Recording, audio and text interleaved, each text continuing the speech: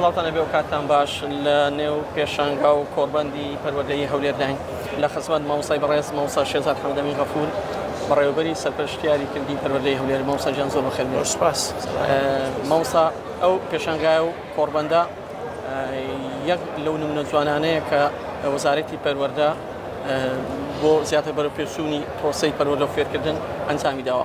بە هاو گرنگی ئەو کۆڕبەندە ئەو پێشانگایە لە چیدا دەبینی؟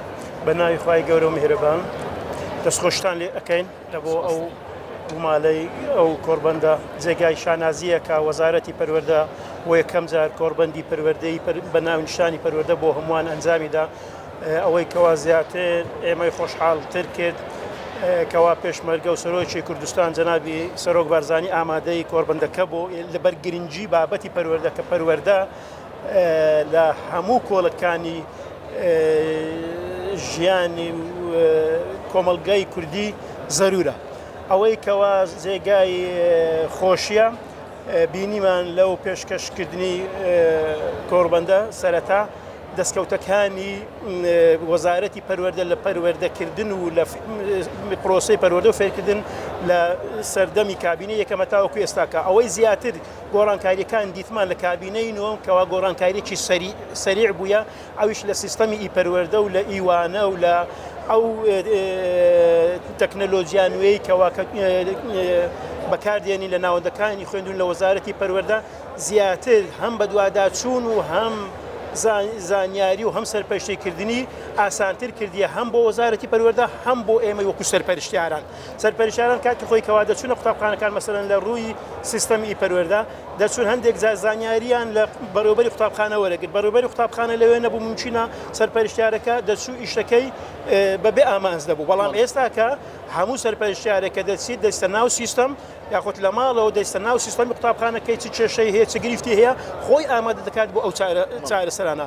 ئەوەی کەوا بینیمان زیاتر لەو کۆڕبەندەی تاکید ئەکاتەوە لەسەر ئەو جیلێکەوە پێدەگوترێت جیلی زێت و زیلی ئەلفاکەوە لە پاشی تەکنەلۆجیا ممکنە ئەوانە لە هەندێک شت ئیستیعاب و زانیاری وەرگرتنیان باشە. بەڵام گرنگ ئەوەیە ئێمە وەکو خێزان وەکو وەزارەتی پەروەردە وا بکەینێ زانیاریە باشەکان سوود وەربگرن و دوورکەونەوە لە ئەو زانیاریانێکەوە وەکو حەز و ئارەزوو بەکاربیرن و کار بکاتە سەر لایەنی پەروەردەی. ئەوە زۆر گرنگە.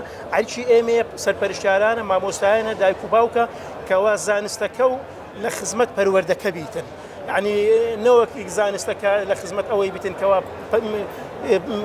کەسێک بنیاد بنین پابەند نەبی بە بەهاکانی و بە تایبەتی بۆ ئێمەی گەلی کورد بنەماکانی نیشتیمانی و نەتەوەی کەوا فەلسفەی حکوومەتی هەرێمی کوردستان ئامانزی ئەوەیە بنیاتنانی تاچێکی کورد بە پێی ئاوات و ئامانزی گەلی کوردستان لە ڕەچاوکردنی مافی مرۆڤ لە پێکەوە ژیانکەوە لە پانێلەکە شتێکی دەکاتن لە ژینگە پارێزی لە بوون بە حەزکردن بە مەسئولیەت لە پاراستنی بەرژەوەندی کۆمەلگا ئەو هەموو شتانە لە پەروەردەی دەست پێکاتن.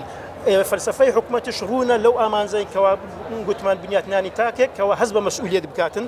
تەمەنا ئەکەین ئەو پانێلە لەو ڕۆژانە ئیسفادەی زیاتری هەبێتن و بتوانین لە بۆ ساڵی خوێندنی 23 لە پرۆگرام و بەرنامە بەکاربیێنین لە خوڵەکان لە بۆ مامۆستایان کەوا گرنگە مامۆستایانش زیاتر ئاشنا بکرێن بە دەرئەنجامەکانی ئەو پانێڵە ئیدارەی قوتابخانەکان زەرورە سەرپەرشتیاران زەرورە کە ئەوانە داینەمۆی پرۆسەی پەروەردەنە لە کوردستان.